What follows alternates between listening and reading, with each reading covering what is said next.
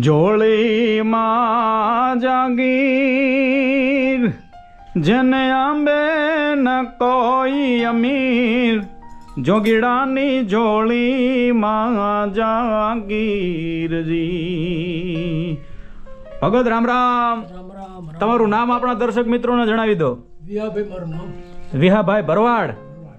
દોસ્તો, હું અત્યારે હળવદથી તદ્દન નજીક એવા કોઈબા ગામની માલિપા જે શંખેશ્વર મહાદેવનું મંદિર છે, ચારે બાજુ પાણીથી ઘેરાયેલું એ મંદિર. પણ એકવાર તમે આવો તો ખરેખર આપણને મોજના તોરા છૂટી જાય, કેમ કે આ જગ્યાએ સંતનું સાનિધ્ય છે, પરમાત્માની એમ કહેવાય કે અહીંયા ભક્તિ ભારોભાર થાય છે.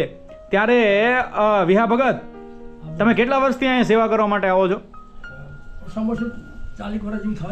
40 વર્ષથી અહીંયા સેવા કરવા માટે આવે છે. દોસ્તો, બાપુ અહીંયા આયા હતા ને, તે દિવસથી બાપુ ભેગા ને ભેગા જ છે એમને. વાહ ભાઈ વાહ. કારણ કે પેલા એ ગાયો ચારતા, પણ આમ દિવસે ગાયોમાં જાય તો સાંજ સવારે બાપુ પાસે આયા વગરના રહે નહીં એમ. એમને કરતા કરતા ગ્રસ્તીમાં હતા, એટલે પછી ધીરે ધીરે ગ્રસ્તી નિર્વાહ બધો છૂટ્યો. એમને જેમ જેમ ઉંમર થતી જઈ એ રીતે બાપુ હારે ને હારે પછી લગાતાર થઈ ગયા.